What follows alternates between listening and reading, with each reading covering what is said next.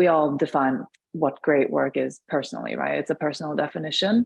And I think as an industry, great projects that are getting highlighted are starting to become much more impact driven. It also has just become a lot more kind of radical in terms of like the issues we're talking about or the tone we're taking. The planet's heating up because of carbon, right? Like we have huge racial and social economic injustice. Like there are all these problems that we're aware of. So I saw creativity and communications as a key lever to create change in the world, as a way of, greasing the wheels of change, if you like, a way of persuading and influencing people at those critical moments to try and get to those good outcomes. So yeah, that's what I've been doing my whole career, like trying to use creativity to make positive change happen. I've been doing it for a while. We're still pretty, can I swear on this webinar? So hopefully, as we pass the baton over to you as the next generation, you'll be able to do a better job. I think good work with a capital G is made up of lots of different facets. The definition of creative excellence includes things like leaving the world better than you found it. Purpose, perception, and people when it comes to what good work is to me. Purpose, I don't think we can afford anymore just to create, good, beautiful looking work aesthetically anymore. Two for me would be perception. And what I mean by that is having the long run in mind, really continuously thinking, what is the long lasting impact of the work that I'm making? It's not just about a quick fix, but it's about how this will live on and how this could be almost a ripple effect that sort of affects one to another. And last but not least, people. It's easy sometimes to focus on just the outcome, but actually, when you do the work, it's about the people that you do it with, and it's about the team. And actually, sustainability, I think, also touches on that. Like, are you burning out your team, or are you actually carrying people through with you? I do think in a way, because you are the creative, the client comes to you for a reason.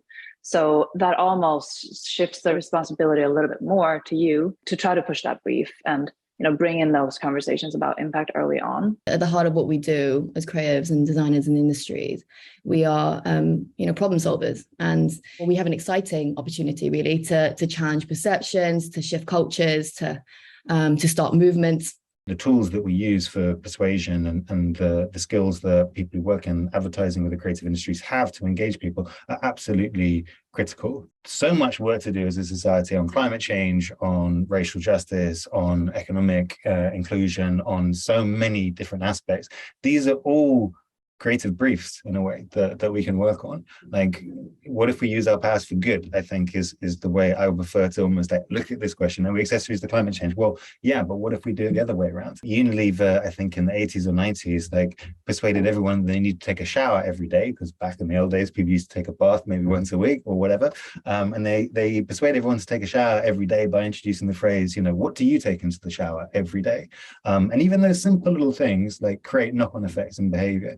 If we begin to do those things for the major issues of the day that we know we need to work on, the potential for change is huge. Okay, what do I do if I think that this brief is greenwashing, right? That's really awkward, but the client has come with this idea. In that case, what has worked well for me in the past is, sometimes you might not feel empowered to speak up, right? You may be a junior on the project, or you might be new to the client. In that case, it's helpful to have third-party data or third-party reports or something that doesn't come from your mouth, but makes the point that you want to make. Creatives, designers, writers, photographers, whatever your particular craft is, the narrative that you're creating using it is a very serious responsibility. Never underestimate the impact that you can bring just by a small seed that you might start. Constantly reiterating and asking yourself, what problem are you trying to solve? And what solution are we actually bringing to communities or, issues in the world, which we know we have so many. There is so much that needs to be built anew. We're transitioning from sort of one system and way of thinking about the world to another. So a lot of the things that need to be built are very nascent, emergent. They don't quite exist yet. There is a degree of sort of self-education, self-directed learning that needs to happen. I think also accepting that you will make mistakes along the way, and that is also okay.